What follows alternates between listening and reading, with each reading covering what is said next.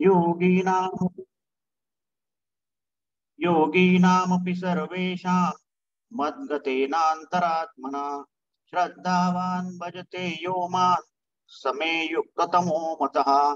अगायोगी जो म्हणजे तो देवांचा देव जाणीजे आणि सुख सर्वस्व माझे चैतन्य तो दया भजता भजन भजावे हे भक्ती साधन जे आगवे ते मीची जाहलो अनुभवे अखंडित मग तया आम्हा प्रीतीचे स्वरूप बोली निर्वेचे ऐसे नव्हे गा तो साचे सुभद्रापती तया एकवटलिया प्रेमा जरी पाडे पाहिजे उपमा तरी मी देहतो आत्मा हेची होय ऐसे भक्त चकोर चंद्रे तेथ त्रिभुवनैक नरेंद्रे बोलिले गुण समुद्रे संजयो म्हणे तेथ आदिला पासुनी पार्था ऐकिले ऐसीची अवस्था तृणावली हे यदुनाथा पाहू सरले की साव्याची मनी तोषला ते बोला आरिसा जोडला तेने हरिखे आता उपलवला निरुबील तो प्रसंगू पुढ आहे पुढा जेथ शांतू दिसेल उघडा तो पालवी जेल मुडा प्रमेय बीजांचा जे सात्विकाचे निवडपे गेले आध्यात्मिक खरपे सहजे निरळले वाफे चतुरचित्ताचे वरी अवधानाचा वापसा लागला सोनया ऐसा म्हणून पेरावया दिवसा निवृत्तीसी ज्ञानदैव म्हणे मी चाडे सद्गुरूंनी केला कोडे माथा हात ठेविला ते पुढे बीजची वाहिले म्हणून येणे मुखे ते निघे ते संतांचा हृदयी साचची लागे हे असो सांगे श्रीरंगे बोलिले जे परी ते मनाचा कानी ऐकावे बोल बुद्धीचा डोळा देखावे हे साठो वाटी घ्यावे चित्ताचिया अवधानाचे निहाते नेयावे हृदया आतवते हे हृदवितील आयणी ते सज्जनांची ये हे स्वहिताते निवविती परिणामाते जीवविती सुखाची वाहविती लाखोली जीवा आता अर्जुनेसी मुकुंदे नागर बोलिजेल विनोदे ते ओवियेचे प्रबंधे सांगेन मी माझ्या ठिकाणी जडलेल्या अंतःकरणाने युक्त होऊन जो मनुष्य श्रद्धेने माझी भजनाची त्रिपुटी मीच होऊन भक्ती करतो तो सर्व प्रकारच्या योग्यांपेक्षा श्रेष्ठ प्रकारचा योगी मला वाटतो अर्जुना योगी जो म्हणतात तो देवांचा देव जाणावा आणि माझे सुख सर्वस्व व माझा आत्मा तो आहे ज्या पुरुषाला भजन करणारा भजन व भज्य अशी भक्त साधनांची जी त्रिपुटी ती सर्व अनुभवाने सर्वतीत मद्रूपच आहे मग अर्जुना त्याच्या आमच्या प्रेमाचे स्वरूप शब्दाने सांगता येईल असा तो खरोखर नाही त्या ऐक्यभावाच्या प्रेमाला जर योग्य उपमा हवी असेल तर मी देह व तो आत्मा ही होय याप्रमाणे तेथे भक्तरूपी चकोरांचे चंद्र त्रैलोक्याचे एकमेव राजे व गुणांचे समुद्र असे जे श्रीकृष्ण परमात्मा ते बोलले असे संजय म्हणाला तेथे भगवंतांचे बोलणे ऐकावे अशी जी अर्जुनाला तीव्र इच्छा होती ती पहिल्यापेक्षा दुप्पट झाली असे भगवंतांना कळून चुकले त्यामुळे त्यांच्या मनात सहजच संतोष उत्पन्न झाला कारण त्यांच्या बोलण्याचे यथार्थ ग्रहण करणारा अर्जुन रूपी आरसा त्यांना प्राप्त झाला त्या आनंदाच्या योगाने अंतःकरण प्रफुल्लित झालेले श्रीकृष्ण आता सविस्तर निरूपण करतील तो प्रसंग पुढे आहे जेथे शांतरस स्पष्ट दिसेल असे जे प्रतिपाद्य विषयरूपी बीजांचे साठवण ते मोकळे करून विस्तृत तऱ्हेने श्रोत्यांच्या मनात पेरण्यात येईल कारण ती सत्वगुणाच्या दृष्टीने मानसिक तापरूपी टिखळे विरघळून योग्य चित्ताचे वाफे सहज तयार झाले आणखी सोन्यासारखा अवधानरूपी वापसा मिळाला म्हणून श्री निवृत्तीनाथास पेरण्याची इच्छा झाली ज्ञानेश्वर महाराज म्हणतात सद्गुरूंनी कौतुकाने मला चाडे केले व माझ्या मस्तकावर जो हात ठेवला ते उघड उघड बीजच घातले म्हणून या माझ्या मुखातून जे निघेल ते संतांच्या मनाला खरोखर पटेल श्रोते म्हणतात हे रूपक राहू दे श्रीकृष्ण परमात्मा जे काही म्हणाले ते तू सांग असे म्हटल्यावर ज्ञानेश्वर महाराज म्हणतात मी सांगतो पण ते मनाच्या कानाने ऐकले पाहिजे माझे शब्द बुद्धीच्या डोळ्यांनी पाहिले पाहिजेत हे माझे शब्द चित्त देऊन त्याच्या मोबदला घेतले पाहिजेत हे शब्द अवधानाच्या द्वारा मनाच्या आत घ्यावे. हे शब्द सज्जनांच्या बुद्धीला समाधान देतील. हे शब्द आत्महिताला स्थिर करतील, पूर्ण अवस्थेला जागवितील आणि जीवाला सुखाची लाखोली वाहवितील. आता अर्जुनाची श्रीकृष्ण चांगले कौतुकाने बोलतील ते त्यांचे बोलणे मी ओवी छंदाने सांगेन. जय जय रघुवीर समर्थ.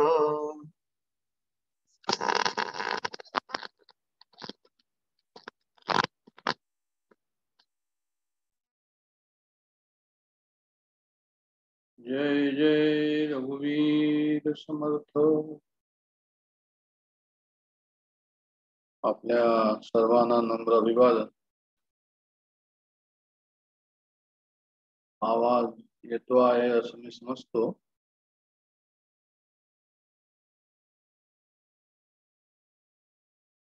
गुरुर्ब्रह्मा गुरुर्विष्णू गुरुर्देवो महेश्वरा गुरु साक्षात परब्रह्म तस्मै श्री गुरुवे नमः.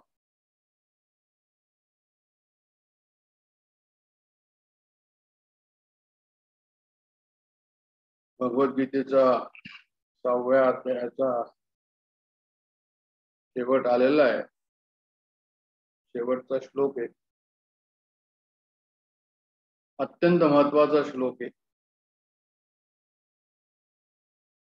साधकाला साधनाविषयीची स्पष्टता या श्लोकामध्ये सांगितलेली आहे.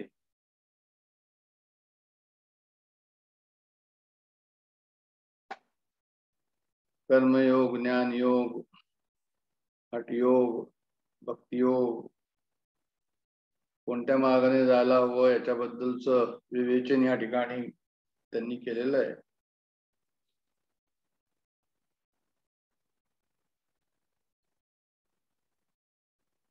गीतेमध्ये अध्यायाच्या एका श्लोकाला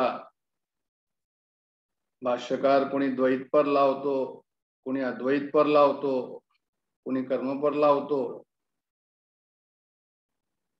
अशा प्रकारचं जे गीताशास्त्राचं महत्व वर्णन केलेलं आहे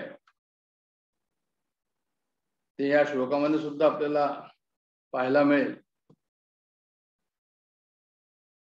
संत कवी दासगणू आपल्या शब्दात असं म्हणतात, गजानन विजयामध्ये साधकांना ते असं म्हणतात.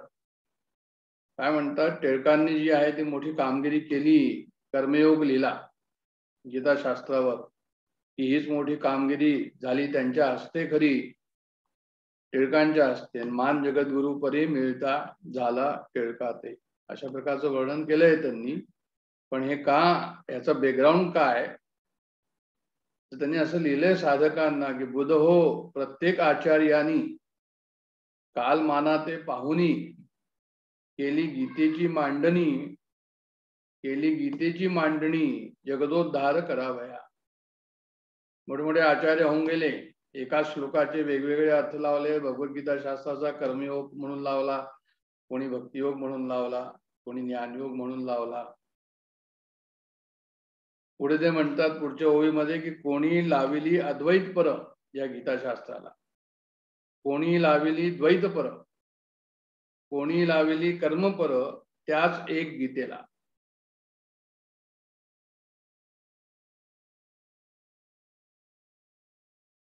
तर हा जो अनुभव आपल्याला या ठिकाणी गीताशास्त्राबद्दल जो पाहायला मिळतो, हे जे वर्णन, त्याचा अनुभव या श्लोकामध्ये आपल्याला यायला हवा. की श्लोकामध्ये असं लिहिलंय, यो माम श्रद्धावान भजते यो माम समेयुक्त तमो मता. माम शब्दाचा अर्थ जो आहे तो सगुण ईश्वर, निर्गुण ईश्वर, सगुण निर्गुण ईश्वर कशा प्रकारे भाष्यकारांनी केलेलं आहे ते आपल्याला त्याचं जे आहे ते प्रात्यक्षिक या श्लोकामध्ये मिळणार आहे.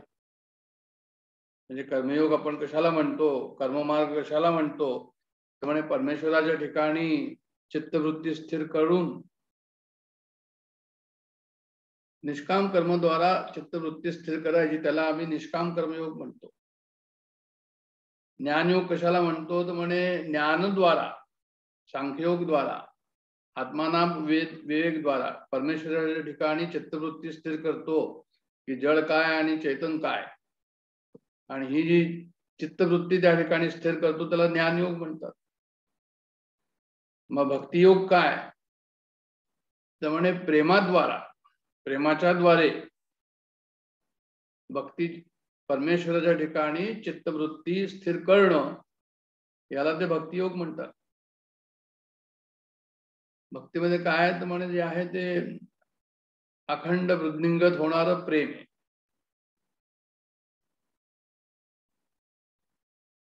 असे वेगवेगळे मार्ग आहेत,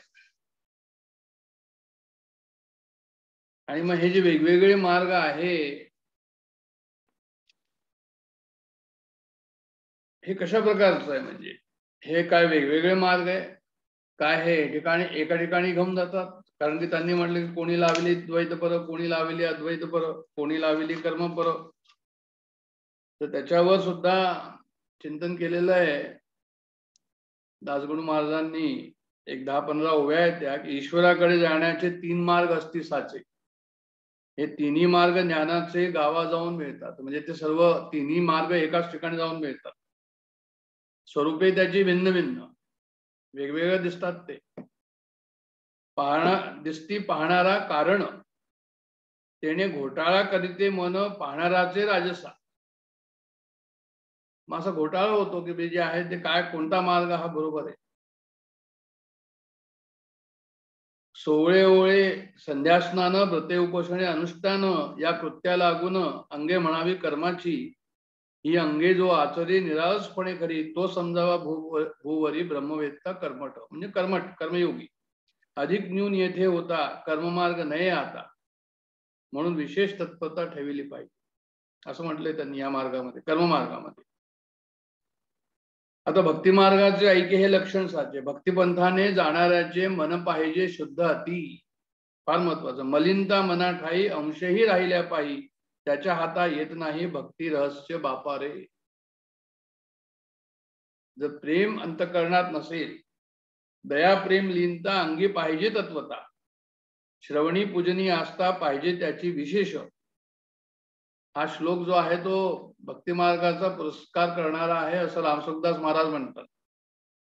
हा एक त्यांचा विचार आहे.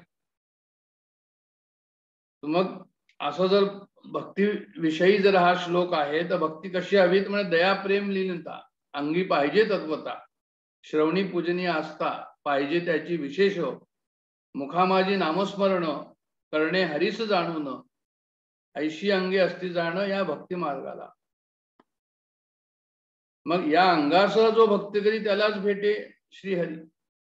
भक्ती मार्गाची नये सरी, त्याचा विधी सोपा असे नामस्मरण.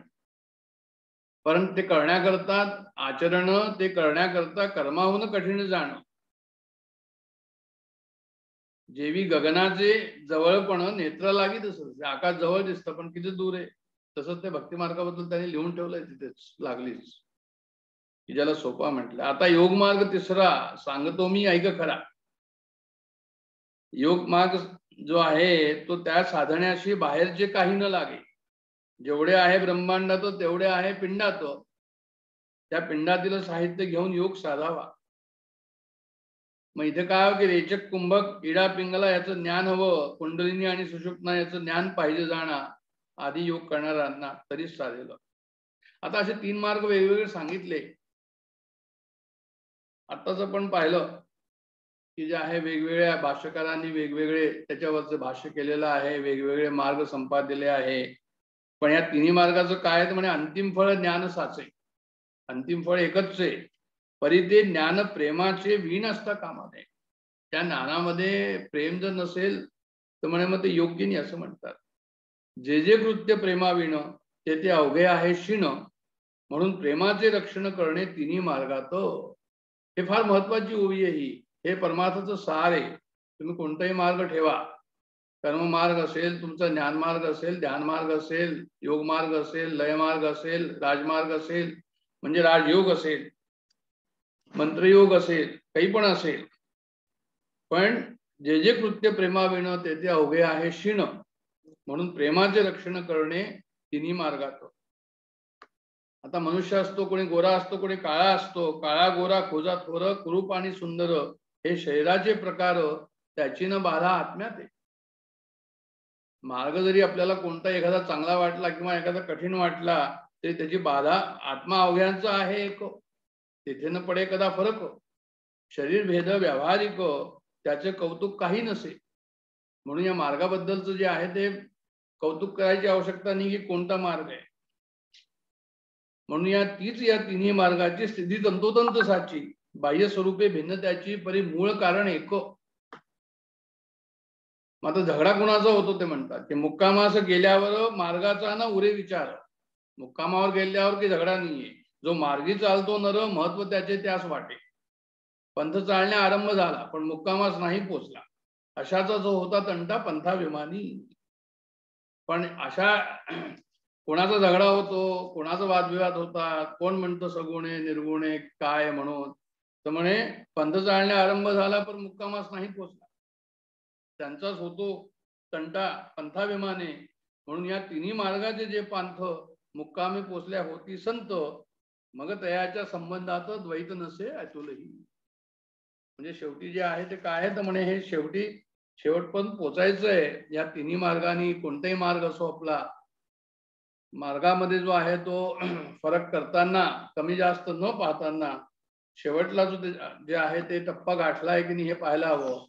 आणि एवढंच नव्हे तर हे पाहायला हवं की त्याच्यामध्ये प्रेम आहे की नाही. जसं त्यांनी म्हटलंय की प्रेमाविण जर असेल तर म्हणे ते सर्व व्यर्थ आहे. म्हणजे आता उदाहरण जर मी द्यायला गेलं की योगिनामपि सर्वेषां मद्गतेन नांतरात्मना श्रद्धावान भजते योमाम समेयुक्त तमो मता. आता ह्या श्लोकाचं गुलाबराव महाराजांनी जे अर्थ केलेला आहे तो अशा प्रकारे केलेला आहे की सर्व योगांमध्ये माझ्या सगुण स्वरूपाच्या ठिकाणी अंतःकरण ठेवून प्रेमपूर्वक जो माझ्या सगुण स्वरूपाचे भजन करतो तो माझ्याशी अत्यंत समरस होऊन निर्विकल्प ऐक्य पावतो. त्याने सरळ सरळ सगुण स्वरूपाचाच जो आहे तो या ठिकाणी उल्लेख केलाय. काही त्याच्यामध्ये अशी त्यांनी म्हणजे कन्फ्युजन नाही ठेवलंय, असं नाही ठेवलंय त्यांनी की तुम्ही आता अर्थ लावत राहा म्हणून. गुलाबराव महाराजांनी सरळ सरळ म्हटलंय की सर्व योगांमध्ये माझ्या सगुण स्वरूपाच्या ठिकाणी अंतःकरण प्रेमपूर्वक जो ठेवतो आणि माझ्या सगुण स्वरूपाचे भजन करतो तो माझ्याशी समरस होतो आणि निर्विकल्प ऐक्य पावतो. शेवटी निर्विकल्प ऐक्य म्हटलंय पण सगुण स्वरूपाचं भजन सांगितलंय त्या ठिकाणी. रामसुखदास महाराजांनी सुद्धा अशाच प्रकारचा जो आहे ते स्पष्टोक्ती केलेली आहे की सगुण स्वरूपाचा जो आहे तो भजन करावं, भजन करायला सांगितलं या श्लोकामध्ये. अशा प्रकारचा सूर त्यांनी त्या ठिकाणी सांगितलेला आहे. पण ऑन कॉन्ट्ररी चिन्मयानंदाचं जर आम्ही भाष्य पाहिलं या श्लोकाचं किंवा स्वामी स्वरूपानंदांचं जर भाष्य पाहिलं तर स्वामी स्वरूपानंद म्हणतात की श्रद्धावान योगी माझ्या स्वरूपामध्ये अंतःकरणाला स्थिर करून, ते सगुण स्वरूपाचं म्हणतच नाही, ते म्हणतात की माझ्या स्वरूपामध्ये स्वस्वरूपामध्ये अंतःकरणाला स्थिर करून परमात्मा स्वरूपाला निरंतर भजतो तोच खरा योगी, तोच श्रेष्ठ योग. तर अशाच प्रकारचं जे आहे ते चिन्मयानंदजी सुद्धा म्हणतात की जो अंतरात्मा माझ्या ठिकाणी तन्मय करून श्रद्धेने मला भजतो, अशा प्रकारे लिहिलंय त्यांनी. म्हणजे स्वस्वरूपाला भजतो असं त्यांना म्हणायचंय. साखरे महाराजांनी लिहिलंय की माझ्या ठिकाणी स्थिर केलेल्या अंतःकरणाने मला भजतो. त्या ठिकाणी त्यांनी स्वरूप किंवा सगुण स्वरूप असं कोणत्याही प्रकारचा उल्लेख केला नाही. पण जयदयाल गोयंकांनी जे आहे ते प्रश्नोत्तर रूपामध्ये भगवद्गीतेवर जे भाष्य केले त्याच्यामध्ये असा प्रश्न टाकलाय की माम शब्दाचा अर्थ काय. आम्ही सगुण समजायचं सगुण स्वरूप, निर्गुण स्वरूप समजायचं, सगुण रूप समजायचं, निर्गुण रूप समजायचं, काय समजायचं म्हणून. तर त्यावर त्यांनी उत्तर दिलेलं आहे. आणि उत्तर त्यांनी असं दिलंय की सगुण निर्गुण रूम समग्र ब्रह्म पुरुषोत्तम का वाचक ही जो है वो ये माम है. त्यांनी असं म्हटलंय त्या ठिकाणी की सगुण निर्गुण जेवढं काही सर्वम खलविदून ब्रह्मास्मी, अशा प्रकारचं त्यांनी त्या ठिकाणी जे आहे त्या प्रश्नाचं उत्तर दिलेलं आहे. मग त्यांनी म्हटलं की तुम्ही फक्त सगुण म्हणू नका, फक्त निर्गुण म्हणू नका, जे काही तुम्हाला सगुण निर्गुण एक गोविंद रे अशा प्रकारचा उल्लेख त्यांनी या श्लोकाच्या संदर्भामध्ये केला आहे. म्हणजे आता हे सर्व मी सांगतोय या श्लोकाच्या संदर्भामध्ये सांगतोय की कशा प्रकारचे उल्लेख वेगवेगळ्या भाष्यकारांनी वेगवेगळ्या ठिकाणी केलेले. जेव्हा ते असा विचार करतात की ध्यान लावायचं, सगुण स्वरूपावर लावायचं, निर्गुण स्वरूपावर लावायचं, सगुण निर्गुण एक समजून लावायचं, एखाद्या चिन्हावर लावायचं, एखाद्या रूपावर लावायचं, परमेश्वरी तत्वावर लावायचं, गुरुवर लावायचं, कुंडलिनीवर लावायचं, पंचमहाभूतापैकी एखाद्या तत्वावर लावायचं किंवा श्रुतीमधील एखाद्या ग्रंथावर लावायचं. ते म्हणतात की ध्यान लावायला बरेचसे प्रकार आहे या ठिकाणी, पण सर्वात अधिक निश्चल आणि दृढ ध्यान करता कोण असेल तर स्वामी चिन्मयानंद म्हणतात की आत्मस्वरूपाच्या ठिकाणी अंतरात्मा म्हणजे मन आणि बुद्धी एकरूप करून, आत्मस्वरूपाच्या ठिकाणी अंतरात्मा एकरूप करून श्रद्धेने आत्मस्वरूपाला भजतो. त्यांनी निर्गुण स्वरूपाचीच या ठिकाणी जे आहे ते भजन करायला सांगितलंय. त्यांनी या ठिकाणी असं सांगितलंय की वैदिक ग्रंथामध्ये भजन कशाला म्हणतात, कारण भजन म्हणजे आपण काय म्हणतो की वाद्यांच्या गजरामध्ये, वाद्यांच्या साथीमध्ये ते भजन कंठरवाने जो आहे तो भजन करतो. भजन खूप चांगलं झालं की खूप आनंद होतो, पण ते म्हणतात याला भजन नाही म्हणत. ते म्हणतात की वैदिक ग्रंथांमध्ये भजन कशाला म्हटलंय तर ज्या जीवाने तळमळीने सत्यतत्वाला भक्तिपूर्ण रीतीने स्वतःला समर्पित केलेला आहे व मन बुद्धीच्या पलीकडे जे तत्व आहे त्याचा त्यांनी अनुभव घेतला आहे त्याला ते भजन म्हणतात. अशा प्रकारचं भजनाचं या ठिकाणी व्याख्या तशी केली. म्हणजे श्रद्धामनाची व्याख्या कोणी सगुण स्वरूपावर केली आहे, कोणी सगुण निर्गुण स्वरूपावर केली आहे, कोणी फक्त निर्गुण स्वरूपावर केली आहे स्वस्वरूपामध्ये. त्याचप्रमाणे भजनाची सुद्धा व्याख्या जी आहे ती अशाच प्रकारे केली आहे की जो स्वरूपामध्ये राहील तेच भजन, जो स्वरूपात नाही ते भजन नाही. तर सांगायचं तात्पर्य या ठिकाणी असं आहे की आपण श्लोकाकडे जाणार आहोत, पण श्लोकाच्या पूर्वीचं जे एक बॅकग्राऊंड आहे त्या बॅकग्राऊंड बद्दल मी या ठिकाणी आपल्याशी थोडस जे आहे ते चर्चा केली की स्वामी स्वरूपानंदांनी असं स्पष्ट केलेलं आहे. त्यांनी ह्या श्लोकामध्ये कुठेही भक्ताचा उल्लेख केलेला नाहीये. भक्तीचा आणि भक्ताचा काहीही कुठेही उल्लेख केलेला नाही या श्लोकाच्या भाषणामध्ये. त्यांनी म्हटलंय की सकाम उपासकाचा फोलपणा वर्णन सुरुवातीला केला आहे त्यांनी. आणि सकाम उपासना म्हणजे जी म्हणजे ज्या ठिकाणी तुम्हाला म्हणजे काहीतरी मनामध्ये असून आणि त्यावेळेस जे आहे ते काहीतरी मनामध्ये आहे आणि मनामध्ये असून जे आहे ते आम्ही उपासना करायची, त्याला ते सकाम उपासना म्हणतात. त्यांनी अशा प्रकारे म्हटलेलं आहे की हा जो श्लोक आहे त्याच्यात म्हटलेलं आहे की जे मला भजतात आणि स्वरूपाला प्राप्त होतात त्यामुळे हजारो लोकांमध्ये एखादाच आत्मसिद्धीसाठी प्रयत्न करतो आणि त्यापैकी एखादाच जो आहे तो परमात्मा स्वरूपाला यथार्थ जाणतो. म्हणजे मनुष्याणाम सहस्रेषु कच्चिद्यती सिद्धये हा जो श्लोक आहे या श्लोकामध्ये त्यांनी असं म्हटलंय की म्हणजे एखादाच असा असतो की जिज्ञासू खूप असतात. ते अनेक साधक अनेक प्रकारच्या छोट्या मोठ्या देवदेवतांच्या ध्यानामध्ये उपासनेमध्ये रममाण होतात.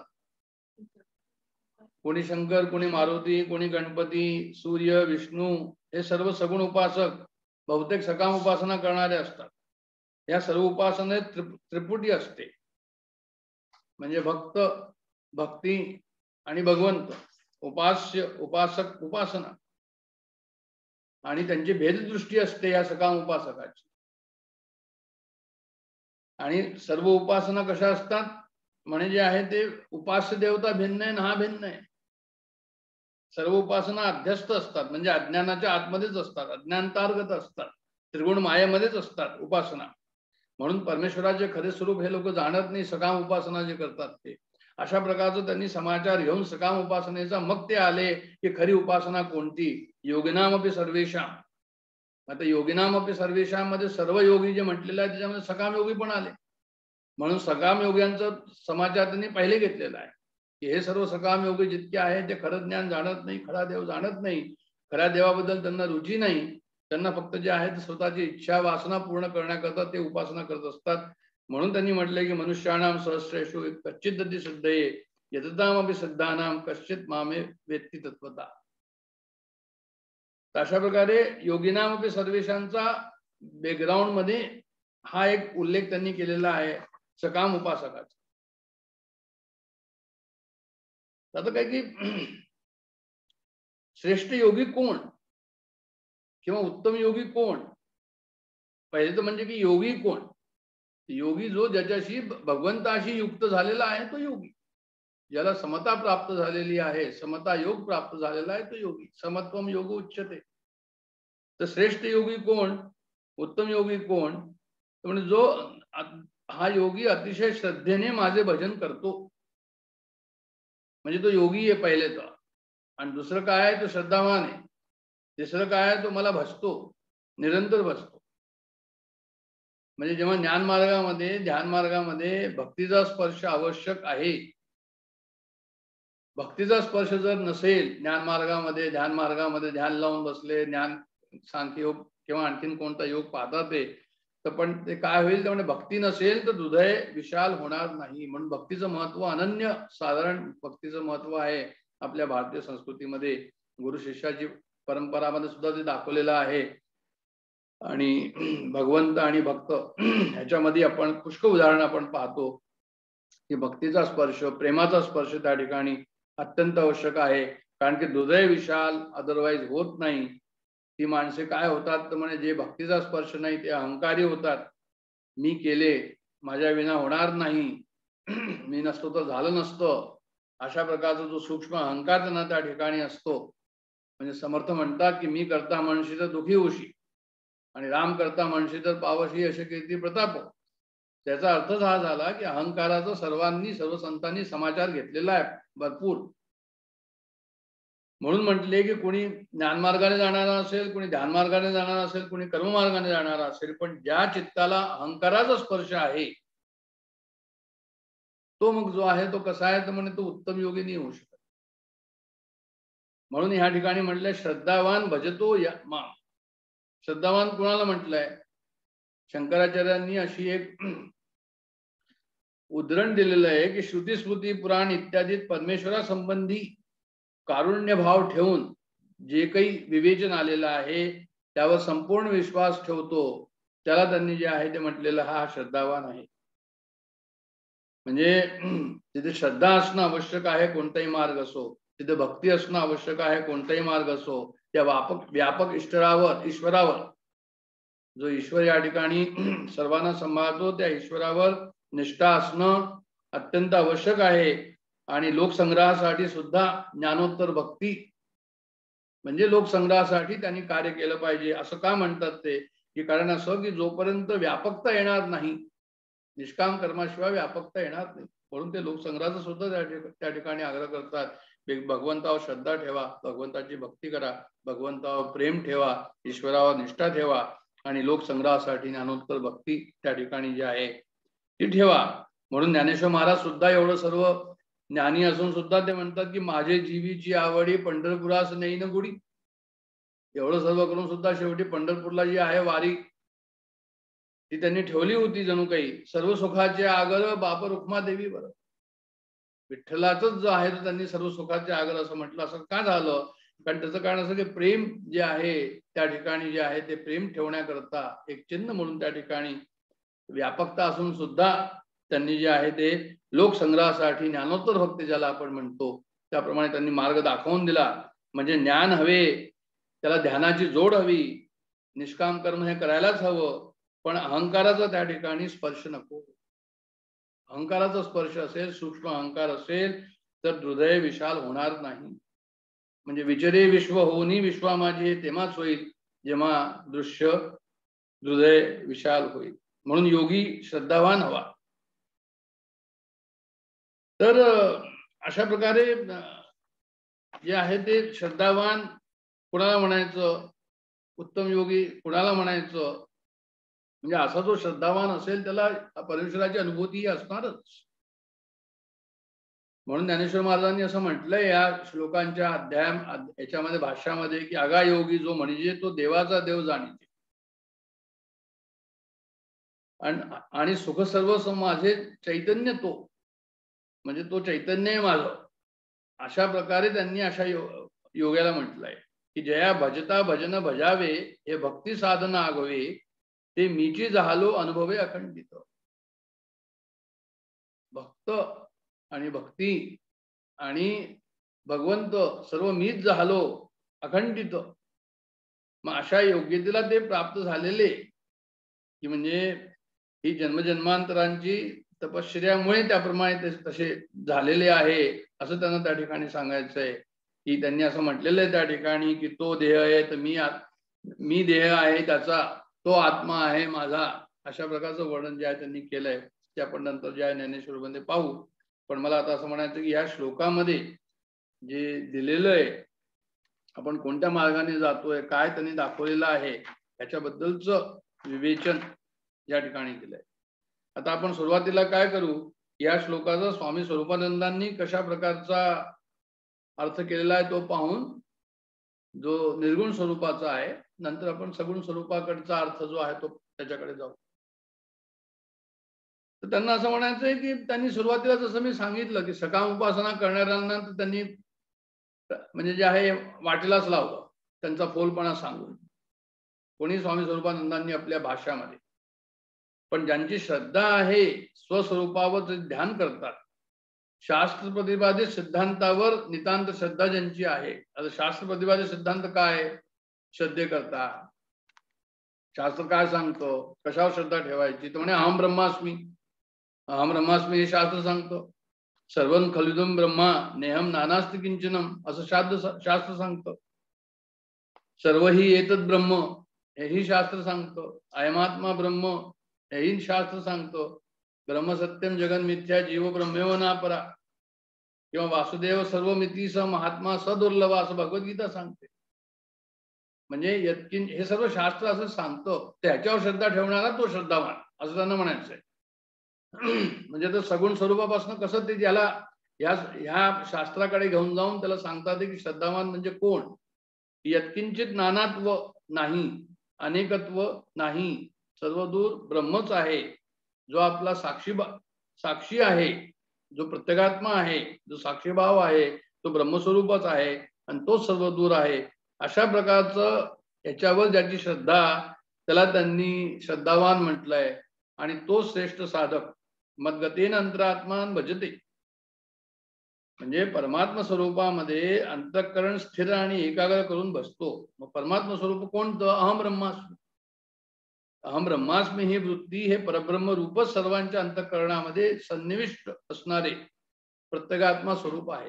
म्हणजे एकच आत्मा सर्वदूर आहे असं त्यांना सांगायचंय. ते सर्वदूर आहे, तोच निर्गुण निराकार निर्विशेष निरुपाधिक कुटस्थ असंग चिद्रूप साक्षी चैतन्य स्वरूप जो आहे तो सर्व कुठे आहे, तो म्हणे तो माझ्यामध्ये आहे, तो सर्वदूर आहे. व या स्वरूपात मन स्थिर करणं यालाच त्यांनी भजन म्हटलंय. म्हणजे भजन वेगळं नाही सांगितलंय. स्वस्वरूपी राहणे हाची धर्म जसं समर्थांनी म्हटलंय, जसं त्यांनी सांगितलं की स्वस्वरूपी राहणे ह्याची भजन. भजनाचा दुसरा अर्थच केलेला नाहीये की मी गातोय ऐकतोय आणि भगवंत समोर आहे, अशा प्रकारचं भजनाचं त्यांनी तिथे ठेवलंच नाहीये. ते म्हणतात भजते माम, ते म्हणतात की भजन ही क्रियाच नाहीये. इथपर्यंत त्यांनी त्याचं भाष्य केलेलं आहे की भजने ही क्रिया नाहीये, भजन करणं ही उपासना नाही, तर तेच माझं स्वरूप आहे हे जाणणं ह्यालाच भजन म्हटलंय. कशा प्रकारचे विचारधारा आपल्याला वेगवेगळ्या ठिकाणी दिसते. किती उत्तुंग विचारधारा ती आहे की ते प्रत्येकात्मा स्वरूपच ब्रह्म या अभेद दृष्टीने राहायचं, त्यालाच त्यांनी जे आहे ते भजन म्हटलं. म्हणजे नाहम वसामी वैकुंठी योगिनाम हृदय रवो मदभक्ता यत्र गायांचे तत्तदृष्टामी नारद हे जे म्हटलेलं आहे, त्यांनी असं सांगितलं की स्वस्वरूपामध्ये जो स्थित आहे तिथे भगवंत आहे, आणि जे स्वस्वरूप नाही तिथे भगवंत नाही. अशा स्वस्वरूपामध्ये राहणारा जो आहे तो अनन्य भक्त आहे. मग अनन्य भक्त कसा आहे तो, आणि त्याची अभेद दृष्टी आहे. म्हणजे ब्रह्म सत्यम जगन मिथ्या जीवो ब्रह्मेव नापरा, जीव आणि ब्रह्म हे वेगवेगळं नाही. मायेला पार करून परमात्मा स्वरूपाला जो प्राप्त झाला आहे तोच. मग या स्थितीमध्ये काय होतं की तोन मी वेगळा आहे का, तोन मी दूर आहे का, म्हणजे तस्य अहम न प्रणश्यामी, त्याला मी दूर नाही. आणि सचमे न प्रणश्यती, की तो माझ्यापासूनही दूर नाही. म्हणजे स्वस्वरूपामध्ये सतत राहणं हे जे आहे हे मुख्य सिद्धांत या ठिकाणी त्यांनी भजनाच्या निमित्ताने म्हणा, श्रद्धावानाच्या निमित्ताने म्हणा, किंवा योगीच्या निमित्ताने म्हणा, मद्गतेन अंतरात्मनाच्या निमित्ताने म्हणा, सर्वांचा अर्थ त्यांनी अशा प्रकारे केला आहे की जिथे ज्ञानी आहे तिथेच मी आहे, जिथे मी आहे तिथेच ज्ञानी आहे. ज्ञानी तू आत्मेव मे मतम, ज्ञानी माझा अंतरात्मा आहे असं भगवंत म्हणतात. तोच मला खऱ्या स्वरूपाने जाणतो. अन्य सर्व माझे जे आहे ते काय तर म्हणे मायावी स्वरूप जाणतात. राम आहे, कृष्ण आहे, मायावी स्वरूप त्यांचं जे आहे त्याला बसतात, ते त्या स्वरूपापर्यंतच राहतात. जो खरा नाही त्याला पाहतात आणि जो खरा आहे त्याला जाणत नाही. अशा प्रकारची योगी जे आहे ते श्रेष्ठ योगी नाही. श्रेष्ठ योगी कोण तर युक्ततम सम्यक ज्ञानवान योगी जो आहे तो युक्ततम आहे.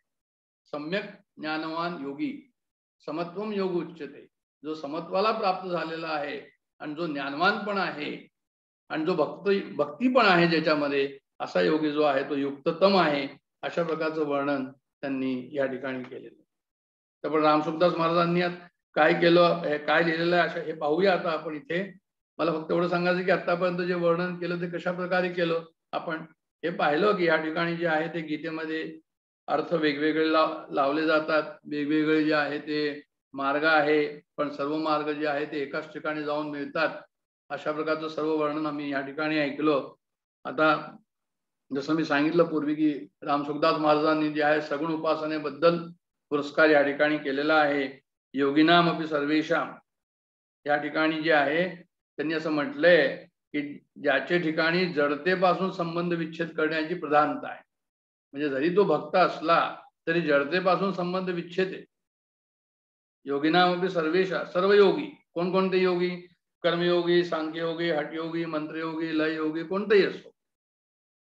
हे सर्व योगी कसे? सकाम कर्मयोगापासून कर्मयोगीपेक्षा ते बेटर आहे. तपस्वी, ज्ञानी, कर्मकांडी असे जे आहे जे सकाम कर्म करतात, सकामता ज्यांच्यामध्ये आहे त्यांच्यापेक्षा हे योगी कसे म्हणे हे योगी बेटर आहे. हा मार्ग बेटर आहे. पण ह्या सर्व योगांमध्ये माझ्याशी संबंध जोडणारा हा भक्त योगी श्रेष्ठ आहे. श्रद्धावान भजते यो माम समे युक्ततमो मता. ये श्रद्धावान. आता श्रद्धावानाची त्यांनी जे आहे तर परत परिभाषा कशा प्रकारे केली की जो माझ्यावर श्रद्धा ठेवतो, माझ्यावर विश्वास ठेवतो, ज्याच्या अंतःकरणात माझीच सत्ता आहे, माझंच महत्व आहे, त्यालाच त्यांनी जे आहे ते श्रद्धावान म्हटलेलं आहे. श्रद्धावान अत्यंत महत्वाचा या ठिकाणी जो आहे तो कशा करता आहे श्रद्धावान की भजन जे आहे ते श्रद्धेच्या बॅकग्राऊंड मध्ये नाही जाणार, श्रद्धेच्या बॅकग्राऊंड मध्येच जाईल, बिना श्रद्धेचं नाही जाणार. म्हणून मद्गतेन अंतरात्मना, मद्गतेन अंतरात्मा माम भजते, म्हणजे मी भगवंताचा आहे आणि भगवंत माझा आहे, अशी आत्मीयता त्या ठिकाणी निर्माण होते.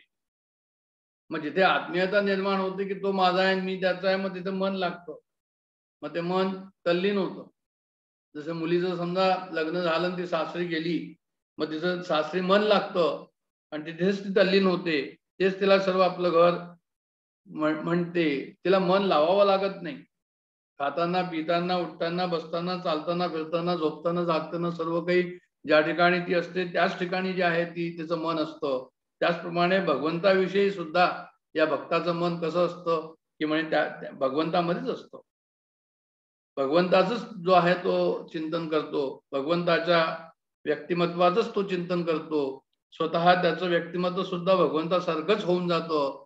कोणती क्रिया जर तो करत असेल तर ती क्रिया जी आहे ते भजनच आहे. कारण भजते मा यो मा. आता हा श्रद्धावान काय भजतो, हे कोणत्या प्रकारचं भजन करतो? म्हणजे तो जर उपासना करत असेल ईश्वराची, समजा जप करत असेल, भजन कीर्तन करत असेल, श्रवण मनन करत असेल, तर म्हणजे ते सर्व भगवंता करतात. बरं, पारमार्थिक क्रिया ह्या सर्व आहे, या सर्व भगवंता करतात. मग शारीरिक क्रिया असतील तर खाणं पिणं, चालणं फिरणं, झोपणं, जागणं, म्हणजे या सुद्धा भगवंता करतात. प्रत्येक वेळेस भगवंत भगवंत भगवंत भगवंत तू पाहत, तुला चलायचं ठीक आहे, तुला थांबायचं ठीक आहे, अशा प्रकारचं जे आहे ते जीविका संबंधी नोकरी आहे, व्यापार आहे, शेतीवाडी त्या काळाची, तर काही असो, तर हे सर्व जे आहे ते कसं आहे तर म्हणे भगवंताला स्मरून ते सर्व कार्य त्या ठिकाणी त्याचं होत आहे हे तो ह्या ठिकाणी पाहतो. म्हणून मदगतेन अंतरात्मना माम भजते, कशा प्रकारचं भजन या ठिकाणी ते करतात. आता काय की त्यांनी ह्याच्याबद्दल इथे केलंय की भक्तियोगाला त्यांनी भक्ताला जे आहे ते सर्वश्रेष्ठ सांगितलंय. मग असं का, अशा प्रकारचे त्यांनी उहापोह केलाय की भक्तियोगी का श्रेष्ठ, म्हणजे इतर योगी श्रेष्ठ नाहीये का? म्हणजे इतर योगी ज्ञान मार्गामध्ये काय परमसुख त्यांना मिळत नाही का, परमशांती त्यांना मिळत नाही का, परम आनंद मिळत नाही का, त्याचा अनुभव त्यांना येत नाही का? तर म्हणजे त्यांनी येतो त्यांना अनुभव त्याचा, असं काही नाही की म्हणजे त्यांना अनुभव येत नाही म्हणून. भगवंताशी ते सुद्धा आत्मीयता करतात, पण ते कसं असतं की त्यांच्या परमशांती परम आनंदामध्ये काय असतं आणि ह्या भक्ताच्या ह्याच्यात काय असतं, तर म्हणजे भक्ताचं जे आहे ते भगवंताशी जी आत्मीयता असते त्याच्यामध्ये एक प्रेम असतं, आणि ते प्रेम नुसतं नसतं भगवंताशी, पण ते प्रेम क्षणाक्षणाला वाढत असतं, वृद्धिंगत होत असतं, म्हणजे त्याचं कधी क्षती वगैरे होत नाही, नेहमीच ते वाढत असतं. आणि असं प्रेम प्रगट होतं, आणि हे प्रेम त्या ठिकाणी दिसत नाही इतर योगांमध्ये, ते शांत असतात, त्यांनाही परमसुख मिळतं, पण अशा प्रकारचं प्रेम त्या ठिकाणी दिसत नाही. म्हणून की काय, त्यांनी भक्ताला सर्वश्रेष्ठ असं म्हटलेलं आहे. भक्त जो आहे तो, असा एक त्यांनी या ठिकाणी विचार मांडलेला आहे. म्हणजे 5व्या अध्यायाच्या प्रारंभी काय झालं, त्यामुळे अर्जुनाने प्रश्न केला की कोणता योग श्रेष्ठ. भगवंतांनी त्याचं उत्तर दिलं कर्मयोगो विशेषते, की कर्मयोग हा श्रेष्ठ आहे. पण अर्जुनासाठी कोणता योग श्रेष्ठ हे नाही सांगितलं. योगात कोणता योग श्रेष्ठ, तर म्हणे कर्मयोग विशेषते. नंतर त्यांनी सांख्ययोग सांगितला, कर्मयोग सांगितला, साधना सांगितली. मग 6व्यामध्ये आले. 6व्यामध्ये येऊन कर्मयोगाचं सुरुवातीला जे आहे विशेष महात्म्य वर्णन केलं. मग जे तत्व कर्मयोगाने साधतो तेच तत्व ध्यानयोगाने साधतो, अशा प्रकारचं जे आहे ते वर्णन आलं, आणि ध्यानयोगाचं वर्णन सुरू झालं त्या ठिकाणी.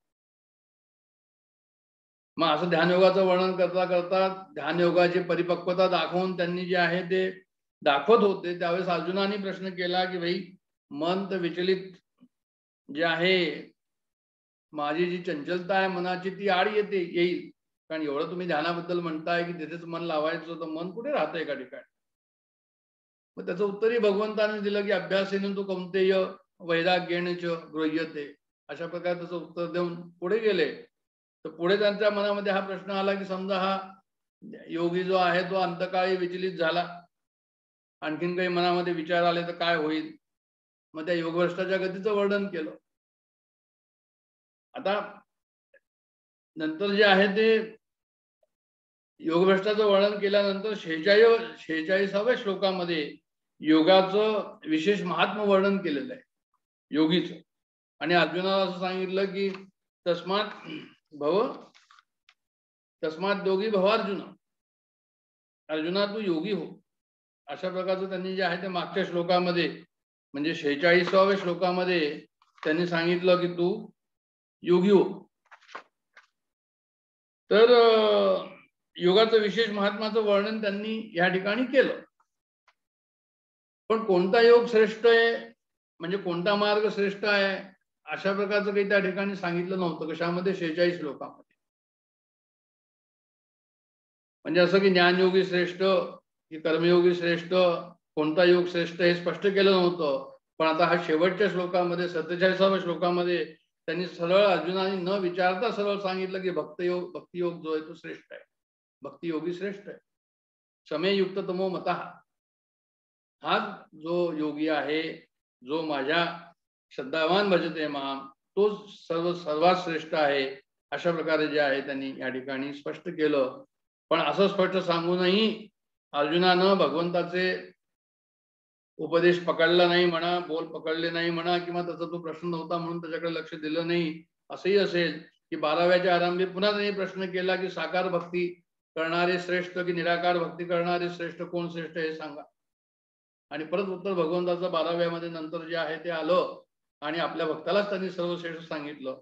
आता भक्ताला सर्वश्रेष्ठ जे सांगितलं हे सर्व सांगायचं तात्पर्य या ठिकाणी आहे की युक्ततमो मतः, युक्ततमो मतः म्हणजे युक्त, युक्ततर आणि युक्ततम. युक्ततम म्हणजे सर्वात उत्तम, अशा प्रकारचं जे या ठिकाणी त्यांनी हे केलेलं आहे. तर युक्ततम कोण आहे तर म्हणे जो भक्तियोगी आहे असं, म्हणून त्याला त्यांनी श्रेष्ठ म्हटलेलं आहे. तर भक्तियोगाला श्रेष्ठ का म्हटलं तर म्हणे हा जीव परमात्माचा अंश आहे, संसाराशी संबंध मानून हा बांधला गेलेला आहे.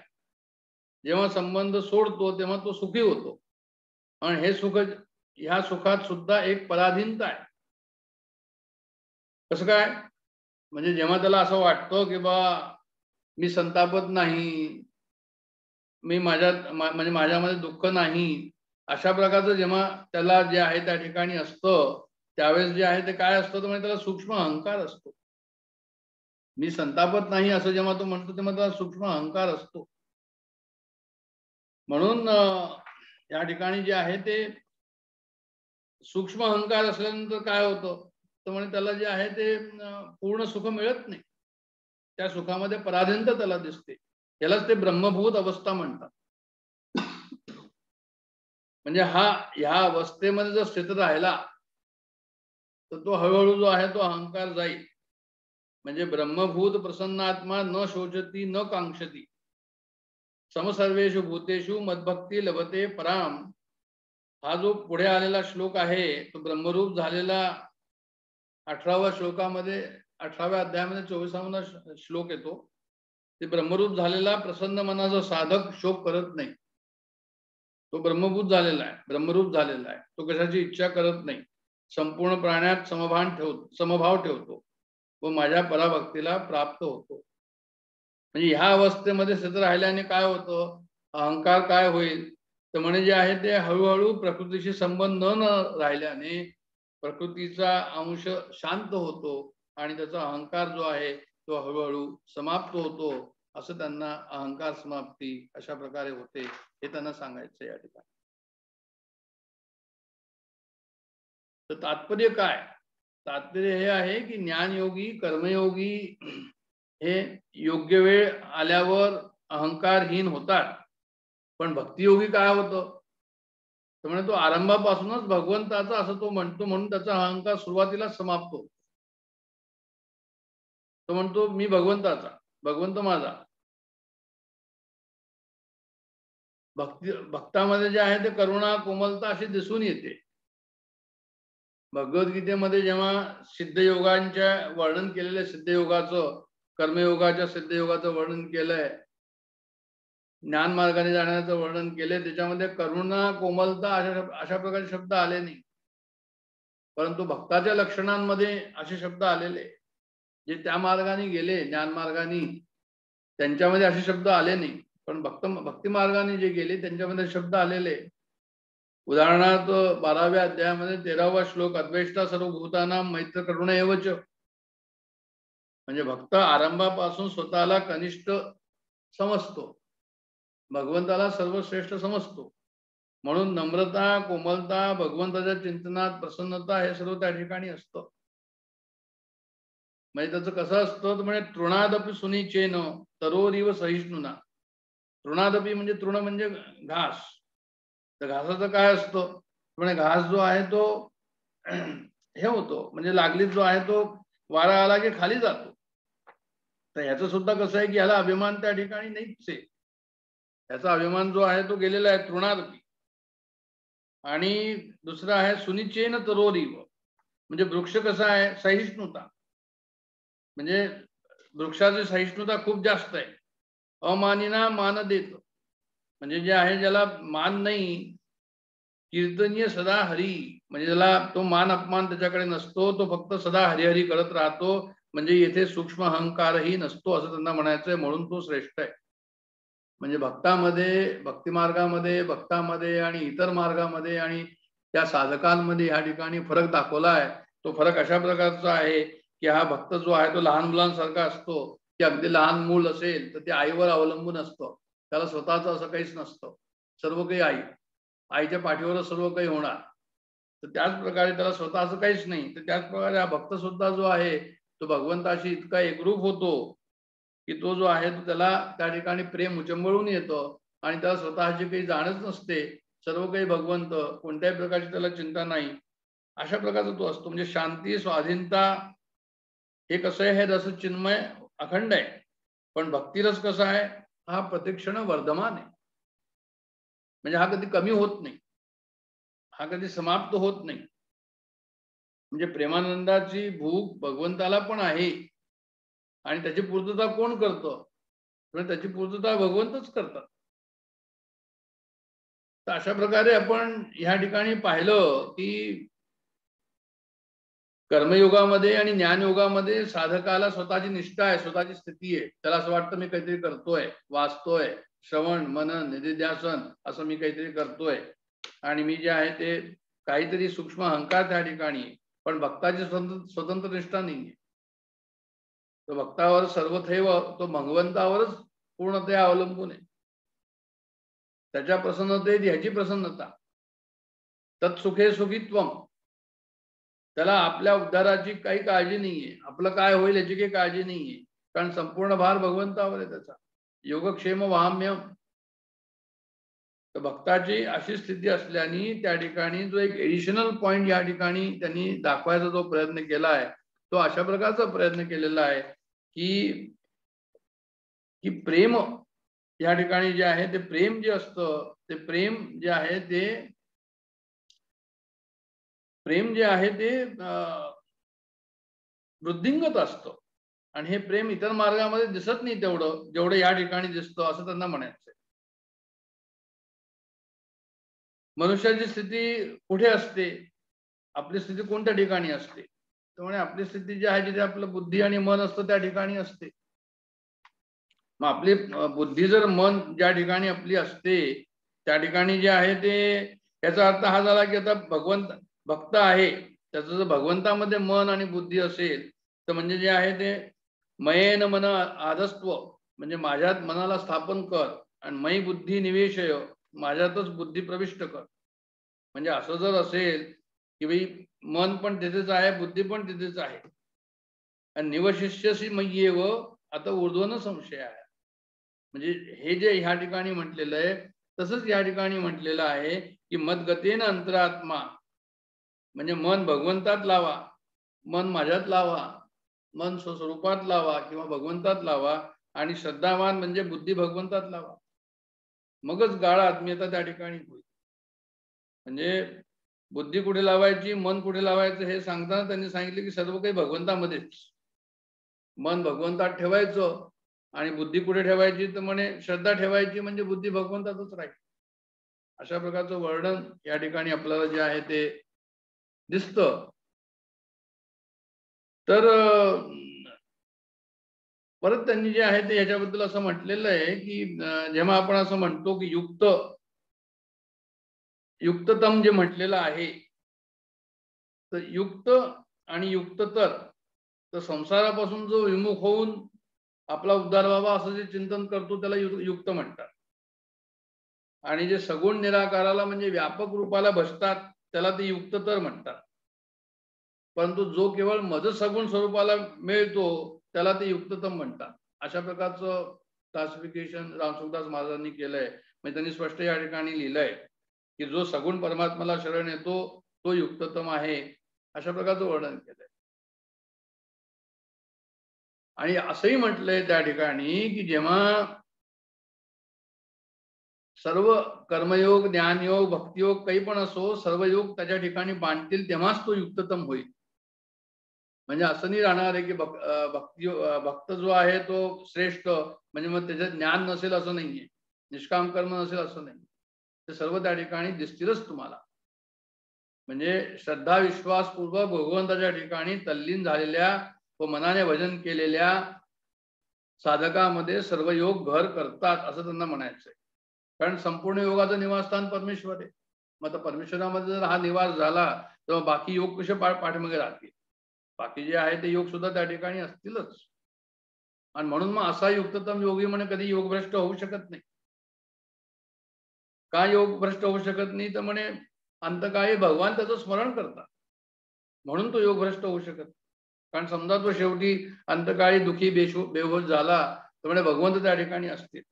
म्हणजे इथे लिहिलंय, भगवंताचं उदाहरण या ठिकाणी दिलंय त्यांनी की कफवादादी दोषाच्या कारणामुळे माझा भक्त जर मृत्यूसमयी माझे स्मरण करू शकला नाही तर मी स्वतः त्याचे स्मरण करतो, आणि असे जर मी केले नाही तर माझ्यापेक्षा जास्त कृतज्ञ कोणी होऊ शकत नाही. अशा प्रकारचा तो श्लोक आहे. त्याचा अर्थ फक्त मी दिलाय, वाचलेला या ठिकाणी. दुसरा श्लोक सुद्धा असाच आहे. त्याचा अर्थ हा आहे की काष्ट आणि पाषाणाप्रमाणे मृतबत झालेल्या भक्ताचे मी स्वतः स्मरण करतो आणि त्याला परमगती प्रदान करतो. याचा अर्थ काय झाला की जो युक्ततम भक्त आहे, आता या ठिकाणी समे युक्ततमो मता, युक्ततमाचं त्यांनी या ठिकाणी सांगितलं की तो योगभ्रष्ट नाही होऊ शकत, कारण तो कधीच भगवंताला विमुख होत नाही. आणि समजा त्यांचं असं म्हणणं आहे की मी तो शेवटी ध्यान करताना त्याचं मन संसाराकडे ओढल्या गेल्यास तरी पण तो योगभ्रष्ट होणार नाही, कारण की ती अवस्था आल्यानंतर तो भगवंताच्या नावाने टाहो फोडतो. कारण त्याला जो आहे तो संसारामध्ये त्याचं मन नसतं. संसाराकडे जर तो ओढला गेला शेवटल्या वेळेस तरी भगवंतावरच अवलंबून असलेल्या भक्ताचे चिंतन जे आहे तो टाहो फोडून करतो आणि भगवंत मग त्याचं स्मरण करतात, म्हणून तो योगभ्रष्ट होत नाही. तर ज्याच्या अंतःकरणामध्ये संसाराचं महत्व आहे, अभिमान आहे, विश्वास आहे, पुरुषार्थाचा विश्वास आहे, तो योगभ्रष्ट होऊ शकेल.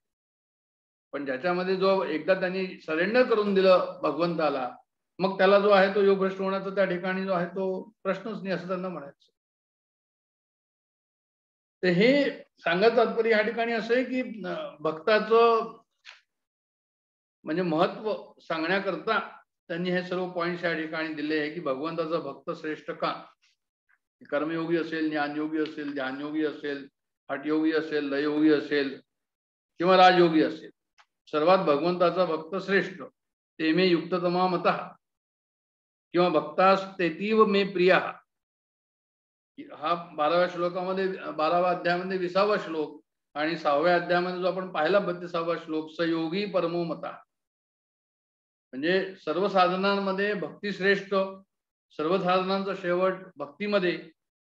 आणि म्हणून साधन काय तर म्हणे कर्मयोग आहे, ज्ञानयोग आहे, साधन होऊ शकतात, पण साध्य काय तर म्हणे ही भक्ती साध्य आहे. म्हणजे ती इतकी व्यापक आहे की साधनेच्या सुरुवातीला पण आहे आणि शेवटी पण आहे. कारण साधनेच्या सुरुवातीला नसेल तर तुम्ही भगवंताचं आकर्षण कसं होईल आणि तुम्ही भगवंताच्या उपासनेमध्ये कसे लागाल. म्हणून आधी पण आहे, आरंभी पारमार्थिक आकर्षण असल्याशिवाय तुम्ही सुरुवात होणार नाही. म्हणून आधी पण आहे, अंती पण आहे आणि शेवटी प्रतिक्षण वर्धमान प्रेमाच्या रूपामध्ये ती होत राहते भक्ती.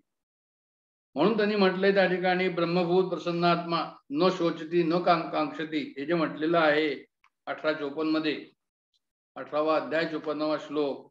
त्याचं कारण हेच आहे की तो ब्रह्मभूत जो असतो हा, त्याच्यामध्ये प्रेम जे आहे हे कसं असतं तर म्हणे हे प्रेम जे आहे ते वाढत राहतं. भगवंताचे भक्तिविषयक धर्म जो आहे ब्रह्मसूत्रामध्ये सुद्धा श्रेष्ठ सांगितला आहे. ब्रह्मसूत्रामध्ये 3, 4 आणि 39 म्हणजे अध्याय चॅप्टर्स आहे आणि श्लोक आहे की म्हणजे भगवंत भक्ती विषयक धर्म श्रेष्ठ सांगितला आहे. अतिस्त्विरज्य जो लिंगाच असं त्याचा एक संस्कृत शब्द आहे, तो वाक्य आहे आणि त्याचा अर्थ हा आहे की भगवंताची भक्ती ही विशेष आहे आणि हा भगवंताची भक्ती जो करतो धर्मानुसार तो श्रेष्ठ आहे. म्हणून अशा प्रकारे त्यांनी त्याचं वर्णन या ठिकाणी केलंय. आणि शेवटी या ठिकाणी आत्मसंयम योग हे जे आता आपला हा जो श्लोक अध्याय आहे म्हणजे मनाचं संयमन करून समत्वाचा ध्यान योग करून समत्वाचा अनुभव घ्यावा, अशा प्रकारचं जे आहे ते वर्णन या ध्यान योगाचं या श्लोकाच्या संदर्भामध्ये आलेलं आहे. जवळजवळ मी म्हणजे भगवद्गीतेच्या हिशोबाने जे भाष्य आहे ते या ठिकाणी आज आपण पाहायचा प्रयत्न केलेला आहे, अभ्यास करायचा प्रयत्न केलेला आहे. आणि मला असं वाटतं की हा श्लोकाचा जो भाष्याचा जो एक आपल्याला आढावा घ्यायचा होता तो आपण घेतलेला आहे. ज्ञानेश्वरीचे काही श्लोक या ठिकाणी आहे ते आपण पाहू आणि उपसंहार जो आहे तो ज्ञानेश्वरीमध्ये दिलेला आहे तो पण आपण पुढच्या वेळेस पाहणार आहोत. आता याच्यानंतर जो आहे तो आपल्याला तेवढा हरिपाठाला तेवढा वेळ नाही, कारण 11:10 झालेलं आहे आणि 5 मिनिटांमध्ये मला जे आहे ते थांबायचं आहे. तर आपण असं करूया की एक मी तुम्हाला हे सांगतो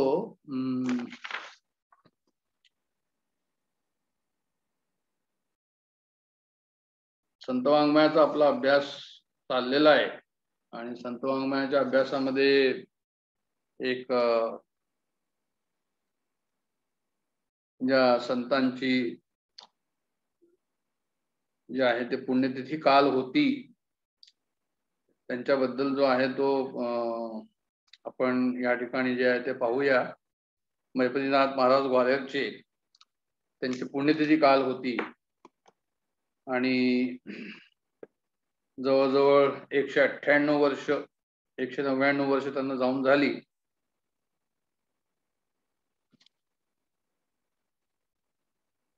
त्या निमित्ताने त्यांचं एखादं पद या ठिकाणी आपण पाहू आणि 5 मिनिटांमध्ये थांबू. जास्त करून योगांचे ते सुद्धा योगी होते. जास्त करून योगांचे जे आहे योगी लोकांचे अनुभव प्रकाशाचे असतात आणि नादाचे असतात. त्यांचेही तशाच प्रकारचे अनुभव होते. म्हणून त्यांनी म्हटलं या ठिकाणी की अघटित करणी गुरुची माये अघटित करणी. त्यांना कसा अनुभव आला. मुरळूनी पाहता एकाएकी कोटी उगवले तरणी माये अघटित गुरुची करणी. आपण म्हटलं होतं की देवाची द्वारी उभा क्षणभरी त्याने मुक्तिचारी साधियेला आपण जे म्हटलं होतं. आणि त्यावेळेस आपण असं म्हटलं होतं की देवाची द्वारी उभा क्षणभरी. तर म्हणजे द्वार म्हणजे कोणतं. म्हणजे आपल्या देहाच्या आतमध्ये परमेश्वर आहे आणि देहाचं द्वार कोणतं इंद्रिय आहे. आणि ह्या इंद्रियांच्या ठिकाणी उभं राहून काय करायचं. उभा क्षणभरी क्षणभर उभं राहायचं. कसं तर म्हणजे बाहेर न पाहता आतमध्ये पाहायचं किंवा बाहेर जे आहे तेच आतमध्ये आहे. अशा प्रकारचं जे आहे तो बाहेर जो विठोबा आहे तोच आतमध्ये आहे. आणि अशा प्रकारचं जर त्या ठिकाणी आपण पाहिलं विचार केला तरच जे आहे ते काय दिसेल तर म्हणजे परमात्म्याचं आपल्याला दर्शन होईल. तर ते सुद्धा या ठिकाणी असंच म्हणतात की मुरडूनही पाहता एकाएक. म्हणजे इंद्रियांच्या द्वारावर उभं राहून पाठीमागे जर पाहिलं तर एकाएकी लिहिलंय. आणि इथे कसं म्हटलंय देवाची द्वारी उभा क्षणभरी. इथे क्षणभरी म्हटलंय इथे एकाएकी म्हटलंय. म्हणजे अनुभव जो येतो एकदा अंतरप्रवास तुमचा सुरू झाला की असा अनुभव जो येतो तो असा एकाएकीच येतो अनुभव. आपलंच आपल्याला कळत नाही की हे काय झालं म्हणून. तसंच इथे सांगितलं की कोटी उगवले तरणी. याचा अर्थ हा झाला की त्यांना प्रकाशच प्रकाश त्या ठिकाणी दिसला. आणि नंतर जे आहे त्यांनी सृष्टीत दुसरं ओवी लिहिली आहे की दृष्टीत सगळी सृष्टीच रचली. दृष्टीत सगळी सृष्टी रचली. वासुदेव सर्वमिती सर्वम खलिदुम ब्रह्मास्मी. ज्ञानेश्वर महाराज म्हणतात भरला गंधाट हरी दिसे. समर्थ म्हणतात रिता ठाव्या राघवे विण नाही. हे म्हणतात दृष्टीत सगळी सृष्टी भरली. वायू तेज आप गगनी. म्हणजे जे पंचमहाभूत आहेत सर्वदूर काय आहेत म्हणजे ती दृष्टी कशी आहे म्हणजे भगवंताचीच त्या ठिकाणी दृष्टी झालेली की भगवंत सर्वदूर आहे. दृष्टीत सगळी सृष्टी रचली. वायू तेज आप गगनी चहू शून्यावरी बिंब चांगले गगनी दिसे प्रावरणी माये अघटित गुरुची करणी. त्यांची योगातले जे अनुभव आहे त्याच्याबद्दलचं वर्णन त्यांनी केलेलं आहे आणि प्रकाशाचं वर्णन केलेलं आहे. प्रकाशाचं वर्णन कसं केलंय की उदय अस्तविन प्रभा फाकली. उदय अस्तविन प्रभा फाकली सभरा भरित भरणी. म्हणजे तिथे आता उदय पण नाही अस्त पण नाही प्रभात प्रभा आहे. उदय अस्तविन प्रभा फाकली सभरा भरित भरणी महिपती बाळक अखंड लोळे सद्गुरु नरहरी चरणी माये अघटित गुरुची करणी. आपल्या गुरुचं नाव त्या ठिकाणी देऊन त्यांना वंदन करून जे आहे आपला योगाचा अनुभव कशा प्रकारे त्यांनी दिला. 200 वर्षापूर्वी सुद्धा जे योगी झाले त्यांचा अनुभव तसाच होता. अशाच प्रकारचे अनुभव जे आपल्याला शास्त्रामध्ये संत वाङ्मयामध्ये पाहायला मिळतात की रंग माजला आज गुरुद्वारी मध्यरात्री सूर्य प्रगटला प्रभा फाकली से भारी.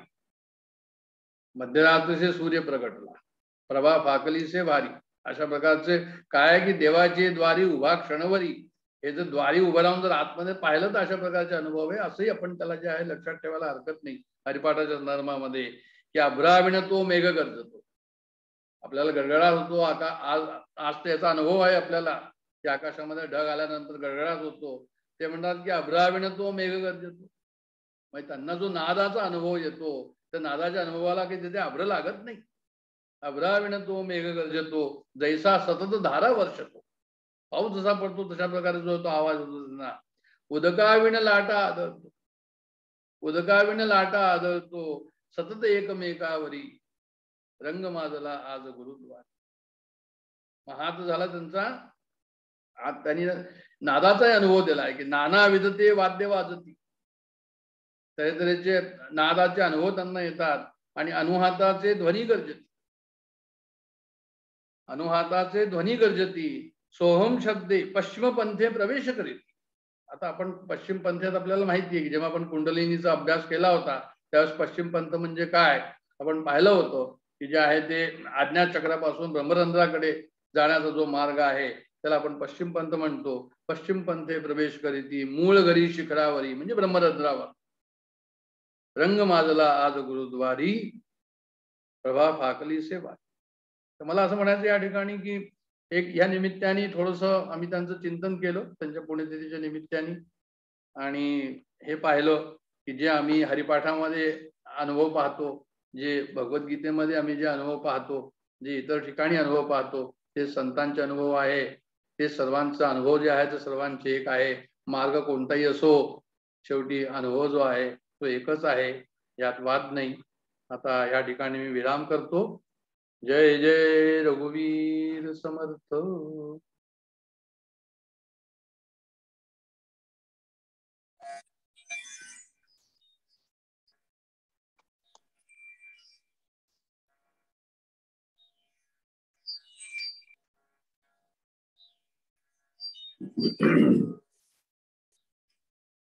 हरि ओम तत्सत. ऐकू येतंय? हो हो. श्री गुरुवे नमः. एकाच चैतन्याचे आविष्कार असणाऱ्या सर्व साधकांना माझे नम्र अभिवादन. आपण आत्मषटकात दुसऱ्या कडव्यात दुसऱ्या चरणात नवा पंचकोशा याचा विचार करतो. अन्नमय कोश, प्राणमय कोश, मनोमय कोश, विज्ञानमय कोश, आनंदमय कोश, हे 5 कोश म्हणजे मी नाही याचा विचार आपण करतो.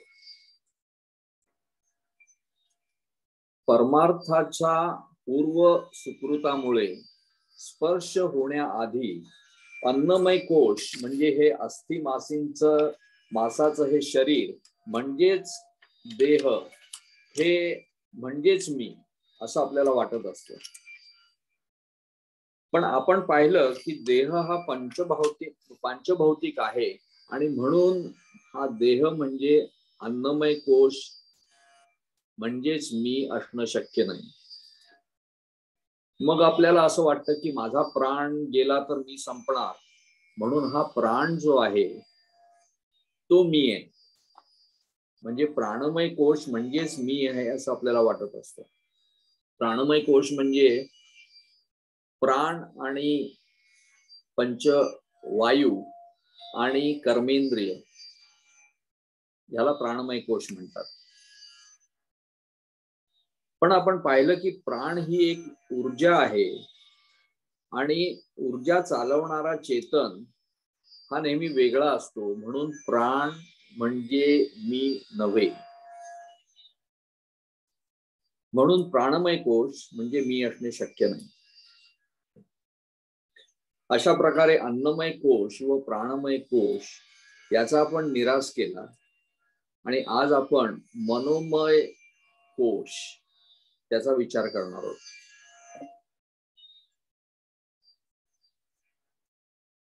पाच ज्ञानेंद्रिय व मन याला मनोमय कोश म्हणतात. ज्ञानेंद्रिय आणि मन यांना मनोमय कोश म्हणतात.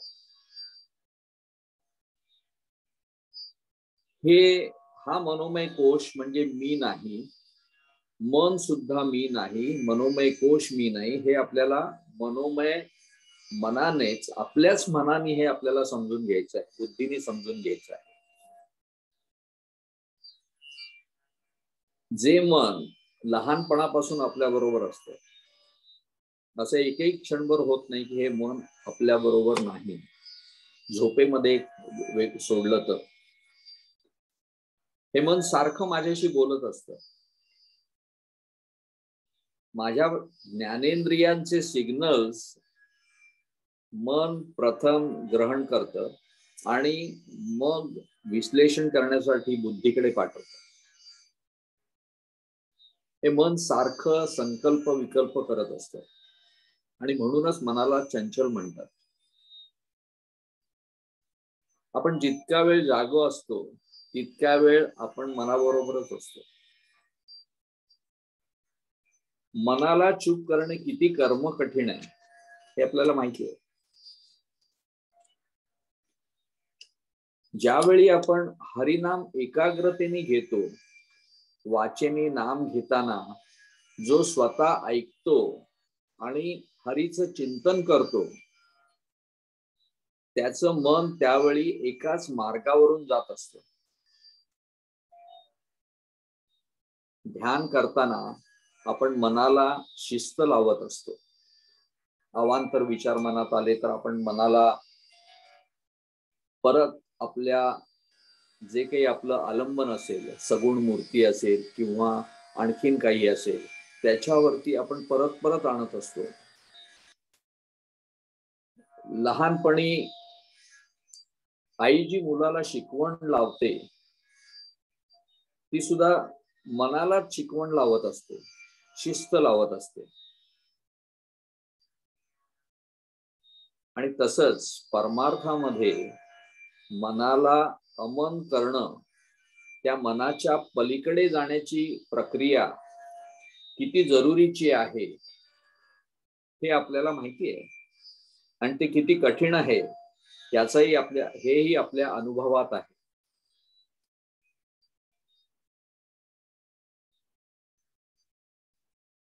मन एव मनुष्याणाम कारणम बंध मोक्षयो, हे अमृत बिंदू मध्ये म्हटलेलं आहे की म्हणजे बघा मनाला किती महत्व आहे. हे मनच आपल्याला बद्ध करायला कारण आहे. मनालाच विषयांची इंद्रियातर्फे आवड निर्माण होते, त्याचं रूपांतर सवयीत होतं आणि मग नंतर ते आसक्तीमध्ये होतं. मी संध्याकाळी चहा घेतो, संध्याकाळी 4ला मी चहा घेतो, त्याची मला सवय होते. आणि मग इतकी सवय होते की तो जर चहा मिळाला नाही तर मी बेचैन होतो. चहा घेणं हे काही एवढं वाईट नाही, पण चहा घेतला नाही तर माझं डोकं दुखतं वगैरे ही जी आवडीचं रूपांतर जे आसक्तीमध्ये होतं ते बंधनकारक आहे.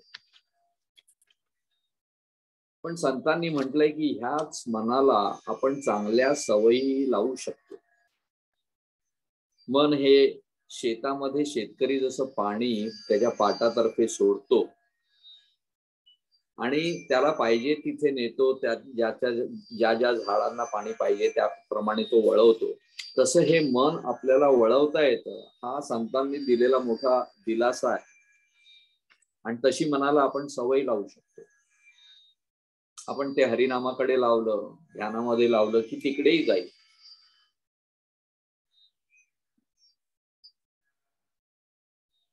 आपण ज्यावेळी एकटं असतो त्यावेळी खूप मनोराज्य वगैरे करतो.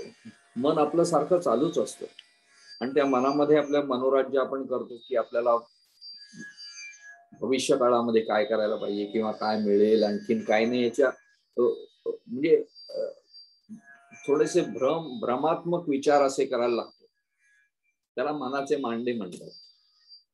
एका कुंभाराची गोष्ट आहे की सगळ्यांना माहिती असेल की तो मडकी घेऊन जात असतो. आणखीन जाता जाता त्याच्या मनात विचार यायला लागतात आणि तो ठरवतो की अरे मी ही मडकी आहे ती राजाला विकीन, मग राजा मला सोन्याच्या मोहरा देईन आणि मग मी श्रीमंत होईल.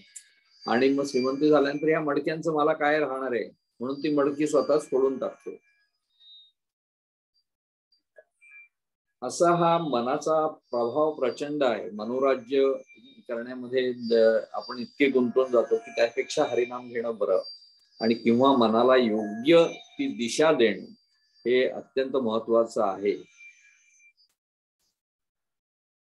तुकोबा म्हणतात की सवे देव घेता ठाव दाविला.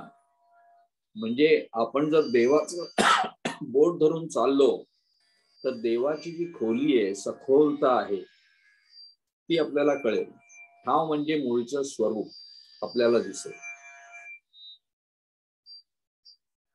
पण आपलं मन काय असतं? आपलं मन बाहेर भटकत असतं. आपण भगवंताचं बोट सारखं सोडून देतो. ते आपल्याला महत्वाचं वाटत नाही. आपलं सारखं लक्ष बाहेर असतं, मन चंचल असतं आणि बाहेर असतं. त्यालाच विक्षेप असं पण म्हणतात. मग त्याच्याबरोबर कसं चालणार आपण? जो बोट आपण सोडून देतो तर त्याच्याबरोबर कसं चालणार? मग स्वरूपापर्यंत कसं जाणार? आपण त्याच्यासाठी जर शरणागत राहिलो, हरीला शरणागत राहिलो, तर मनाने भगवंतच आपल्याला स्वरूपापर्यंत घेऊन जाते. या ज्या ओळी आहेत, जेथे जातो तेथे तू माझा सांगाती, चालविशी हाती धरून या. मन आणि तर अशा प्रकारे म्हणजे आपणच ते बोट जर धरून राहिलं तर भगवंत सुद्धा आपल्याला साथ देईल आणि आपण त्याला शरणागत झालो तर तोच आपल्या स्वरूपापर्यंत घेऊन जाईल, असं याच्यात म्हटलेलं आहे. तर मन आणि 5 इंद्रिय, ज्ञानेंद्रिय म्हणजे मी नाही असं आपल्याला ध्यानाला बसून समजून घ्यायचं. मन अचेतन आहे, चेतन नाही, म्हणून मी मन नाही, मन आत्मा नाही. आपण पंचदशी काय म्हणते ते बघूया.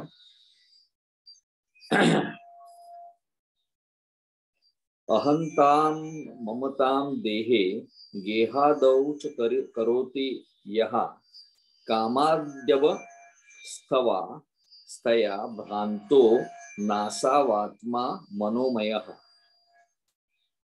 म्हणजे जो देहाला मी समजतो, घर वगैरे माझं समजतो, तो कामादिकांनी भ्रमिष्ट झालेला मनोमय कोश म्हणजे आत्मा नाही. एक असताना दुसरंच वाटणं हे भ्रमाचं स्वरूप आहे. हा भ्रम मनोमय कोशाला होतो. भ्रम नेहमी मनाला होत असतो, मोह पण नेहमी मनाला होत असतो. 5 ज्ञानेंद्रिय व संकल्प विकल्प करणारी अंतःकरण वृत्ती यांचा मिळून मनोमय कोश तयार होतो. श्री समर्थ रामदासांनी मनाला बराच उपदेश केलाय. म्हणजे आपल्याला मनाचे श्लोक जे आहेत त्याच्यामध्ये बराच उपदेश केलेला आहे. तिथून मनाला योग्य ती दिशा दाखवण्याचा प्रयत्न आहे. मनाच्या माध्यमातूनच ज्ञानेंद्रियांना ज्ञान होत असतं हे आपण पाहिलं. तर मन चेतन आहे असा त्याच्यामुळे आपल्याला भास होतो. पण मन हे वायुतत्वाचं असल्यामुळे पंचमहाभूतांच्या सत्वांशापासून होते असे पंचीकरण शास्त्र सांगते. आणि पंचभूते ही अचेतन असल्यामुळे मन हे देखील अचेतनच आहे. नाशांत मानसो वापी प्रज्ञानैन माम मापनुयात असं कठोपनिषदातलं 2:4 ही काठक श्रुती आहे की मन शांत केल्याशिवाय आत्मानुभव येत नाही. त्यामुळे मन व आत्मा हे वेगळे ठरतात. काठक श्रुती काय म्हणते? तर मन शांत केल्याशिवाय आत्मानुभव येत नाही. याचा अर्थ मन आणि आत्मा हे वेगळे ठरतात. त्याच्यामुळे मनाला काम, क्रोध, लोभ, मोह इत्यादी विकार आहेत. म्हणजे मनाच्या स्वरूपात कामादिकांमुळे अनेक बदल होत असतात.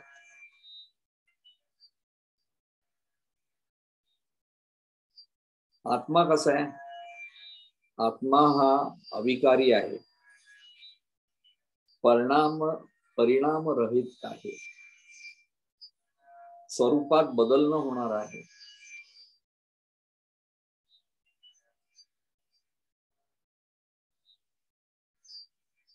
पण मन विकारी आहे, चंचल आहे, संकल्प विकल्प करणारे आहे. म्हणून मन आणि आत्मा हे दोन्ही वेगवेगळं आहे. तेव्हा मन म्हणजे मी देह, घर वगैरे असे संकल्प करीत राहते. मन हे जीवाचे साधन आहे. It's a tool. इंद्रिय, ज्ञानेंद्रिय सुद्धा आपली टूल्स आहेत. पण ज्यांना आपण ह्या टूल्सनाच आपण जेव्हा मी म्हणून समजायला लागतो तेव्हाच गफलत होते, तोच भ्रम होतो. तर मन हे जीवाचं साधन आहे आणि साधन वापरणारा हा चेतन असतो, साधन हे चेतन नसतं. म्हणून आत्मा हे अमन आहे, अप्राण आहे असं मुंडक श्रुती सांगते. आणि मन आणि आत्मा भिन्न आहे. केनोपनिषदात म्हटलं आहे मनसो मन यतः. यावरून मन आणि आत्मा भिन्न आहेत. म्हणून मनोमय कोश याचा आपण अशा प्रकारे निराश केलेला आहे. पुढच्या वेळी आपण काही आणखीन मनाबद्दल विचार करणार आहोत. कारण मनाचं महत्व आपल्या जीवनामध्ये जोपर्यंत आपल्याला आत्मानुभूती येत नाही तोपर्यंत मनाची सोबत कायम आहे. मनावरती अजून खूप विचार करण्यासारखी गोष्ट आहे. तो आपण पुढच्या वेळेला बघू. आजची वेळ संपली. आता आत्मशतक.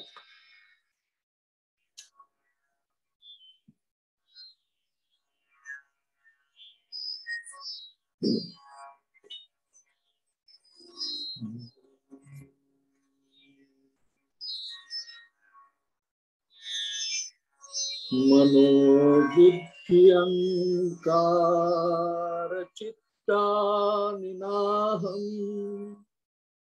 न चक्षुश्रोत्र जिह्वे न च घ्राणनेत्रे न च व्योम भूमिर्न तेजो न वायु चिदानंद रूप शिवोहम शिवोहम. न च प्राण संज्ञो न वै पंचवायु न वा सप्तधातु न वा पंचकोशः न वा पाणिपादो न चोपस्थपायु चिदानंद रूप शिवोहम शिवोहम. न मे द्वेष रागो न मे लोभ मोहो मदो नैव मे नैव मात्सर्य भाव न धर्मो न चार्तो न कामो न मोक्षा चिदानंद रूप शिवोहम शिवोहम. न पुण्यं न पापं न सौख्यं न दुःखं न मंत्रो न तीर्थं न वेदा न यज्ञाः. अहं भोजनं नैव भोज्यं न भोक्ता चिदानंद रूप शिवोहम शिवोहम. न मे मृत्यु शंका न मे जाति भेदा पिता नैव मे नैव माता न जन्म न बंधुर्न मित्रं गुरुर्नैव शिष्या चिदानंद रूप शिवोहम शिवोहम अहम निर्विकल्पो निराकार रूपो विभुर्व्याप्य सर्वत्र सर्वेन्द्रियाणां सदा मे समत्वं न मुक्तिर्न बन्धः चिदानंद रूप शिवोहम शिवोहम चिदानंद रूप शिवोहम शिवोहम चिदानंद रूप शिवोहम शिवोहम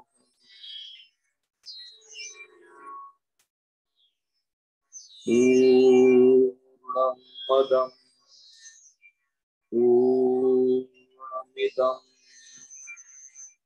पूर्णात् पूर्णमुदच्यते पूर्णस्य पूर्णमादाय पूर्णमेवावशिष्यते।